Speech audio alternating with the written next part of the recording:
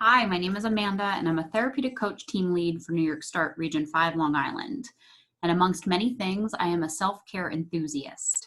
Today, I'm going to share with you a bit about why self-care is so important as a daily practice, especially at such a time like this. Most of us have found that our routines are completely disrupted, and we may be left unsure how to carve out time for ourselves amidst such uncertainty. And with emotions high, we need that time now more than ever. So first off, what is self-care? We see that phrase thrown around a lot. Maybe you equate it with bubble baths, candles, and a glass of wine. And sure, that absolutely can be self-care, but it does not capture the totality of what self-care really is. So here are a few categories that encompass what self-care and personal wellness are. I've broken it down to physical, emotional, spiritual, social, and environmental. Physical health encompasses taking care of your body physically in terms of health and optimal functioning. This could mean regular exercise, mindful movement, or even dietary preferences. Emotional well-being includes your attitude, self-esteem, sense of self, and the ability to access a depth of feeling within yourself in a meaningful way. This meaning, are you attuned to what you're feeling on a day-to-day basis? And do you allow yourself to feel those things? Your spiritual self is a reflection of your values and beliefs. It's a connection to a power outside of oneself, as well as your ability to find meaning in life, including your personal purpose. This could mean many different things for many people. Social wellness includes your meaningful connections with others, as well as your interpersonal skills and attributes. Lastly, environmental wellness includes your awareness of the interactions between yourself and the environment, both community-wide as well as your own home environment. How do you care for these spaces, and what are you responsible for? Maybe you're a huge proponent for recycling, or maybe you have a garden to tend to at home. And of course, wellness is not limited to these categories, as this is just a foundation. I'm sure you've heard the expression, you can't pour from an empty cup. Self-care is important so we can revitalize and rejuvenate before taking care of others. We may be parents, caregivers, or staff of vulnerable individuals, and these are all roles that bear responsibility for another. When we hold that responsibility, it's important that we're at our best. When we're not at our best, we run the risk of leaving the other susceptible. Similarly, why do flight attendants tell you that in case of emergency and the oxygen masks come down, to secure your own before you help anybody else? Quite frankly, it's because you cannot help someone if you're panicking and can't breathe. So think of self-care as providing oxygen to yourself. It's a life force, and we need it to sustain our day-to-day responsibilities, especially those who are in the helping profession or are caregivers. So let's talk about burnout really quick. What is it?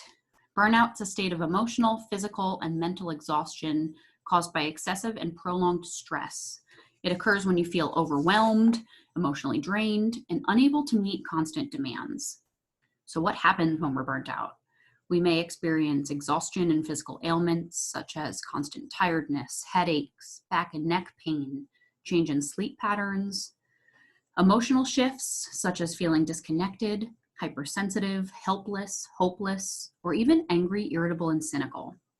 We also may exhibit behavioral shifts such as avoidance of work, avoidance of relationships or responsibilities, absenteeism such as calling out of work, or excessive use of escape behaviors such as overeating or using alcohol and drugs to cope. Secondary trauma. What is that?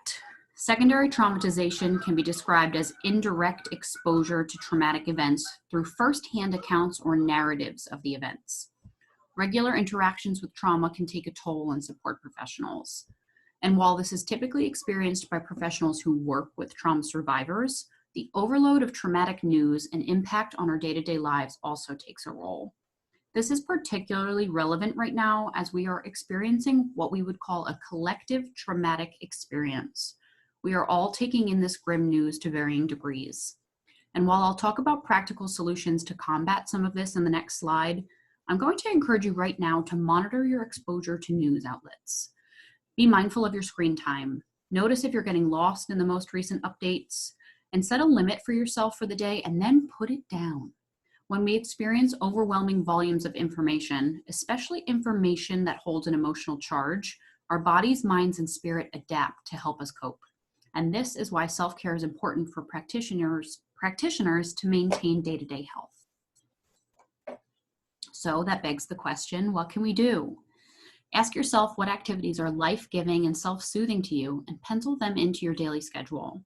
Self-care is the antidote to the helplessness that both burnout and secondary trauma so often make us feel. So here are some practices to consider, and we'll go through them now. First one I have listed here is routines. Routines can be the cornerstone to success. Try to integrate small routines into your day. These don't have to be overly planned out or complex. Say if you're working from home, maybe it's that you take a shower, start your coffee, and light a candle before sitting down at your computer for the day. Set the stage for your most ideal day. Our brains love consistency, so routines can be ritualistic and inherently meditative when done over and over again. Next, creativity. Get creative. Creativity sparks part of our brains that release dopamines, and that's really cool.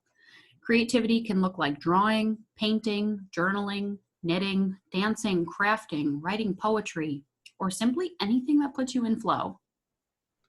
Next one's something simple. Challenge yourself to drink more water throughout the day. Hydration has a major effect on energy levels, mood, and brain function. Pour yourself a large jug at the start of the day and challenge yourself to drink it by the end. Next, sleep. Sleep is crucial. Try to get at least 8 hours of sleep every night. If you struggle to get to bed, be mindful of when you're using your electronics. Try to turn them off at least 1 hour before bed to give your brain an opportunity to rest. Next, another important one, mindfulness. And what is that? Breath. Mindfulness is breath, noticing your breath. On this YouTube channel, we have several other videos that help you tune into the melody of your breath. And honestly, that is the foundation of meditation. Give it a try. It's not going to be easy right off the bat. You might find your thoughts are wandering while you're trying to breathe, but just keep trying. I promise it gets easier and more effective with consistent practice. Next, grounding techniques. A quick sensory check-in helps ground yourself. What does this look like? Noticing what you're feeling, seeing, or hearing right now. Pay close attention and write those details down. This helps ground ourselves to the present moment and space, especially when we're feeling a little flighty.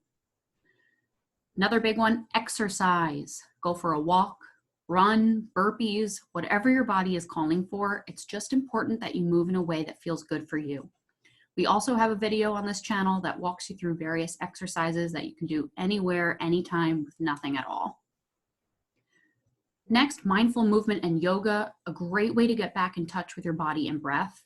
When we're burnt out, we can feel disconnected from our bodies, and yoga helps connect our brains and bodies again with the power of breath. Again, we have another video on this channel that walks you through some powerful yoga movements and breath work. Next one, I have talked about this already, but I cannot stress it enough. Take time away from screens. Be conscious of the amount of time spent watching news.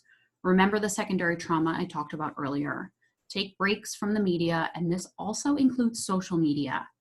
While it's crucial that we're informed of important regulations, it's also imperative that we take breaks from the constantly shifting news. It'll all still be there when we return. Next, spend time in nature. Go outside. Vitamin D is so powerful. Take a walk around the block, sit on your deck. A couple of minutes a day makes all the difference. Another simple one, music. It's a very powerful tool that has mood boosting qualities. Maybe you put on your favorite album while cooking tonight. Something simple. Next, connection. Connect with somebody. Community is very powerful, especially at a time like this. In this modern day, the possibilities are endless, and it really has never been easier. Try Zoom, FaceTime. You can even find a virtual support group online, anything you're looking for. Next, solitude, also equally as important. Maybe taking 5 minutes alone in a dimly lit room, close your eyes, no pressing concerns. Maybe you want to try a meditation or visualization practice if you feel ready. Another plug, we have a few of those on our channel. Lastly, tending to your personal space. Honestly, sometimes self-care can be as boring as changing your bed sheets. Focus on what you can control. The outside world may seem very unsafe right now, so try to adjust your space in such a way that feels comfortable and space. Cultivate this however you can. Maybe that means aromatherapy, candles, opening the windows, or even arranging that junk drawer. Now for the fun part. Non-negotiables. These are activities that absolutely cannot be negotiated throughout your day. They're not contingent on your productivity, such as, well, if I get this done, then I can do this. No, this is something that you are carving out time to do in your day no matter what. I'm going to say that again. No matter what. No matter if you don't feel like you've earned it, or if your work isn't done, or if you haven't met that deadline, or if you still have to cook and clean, and no. This is a non-negotiable, and this is for you. I'm going to challenge you to identify just one non-negotiable for the upcoming days and hold yourself accountable. If you struggle with this, maybe tell a loved one what your non-negotiable is and ask them to help hold you accountable. These don't have to be lofty, so don't set yourself up for failure. Start small and doable. For example, my non-negotiable for the day was to get at least 15 minutes on my yoga mat. Could I have set it as get 75 minutes on my yoga mat and transform my living room into a hot yoga studio? Sure. Would I have been successful? Probably not. Work yourself up if needed, but definitely start simple. Maybe your non-negotiable for today is 10 minutes of alone time after the kids are put to bed or after your shift ends. Maybe you sit in your car for 10 minutes before going inside. Start small, work yourself up in increments, and do trust that little actions add up to big change. Lastly, just a friendly reminder that self-care is not selfish. You are important and worthy of care. So please prioritize taking care of yourselves and do be well.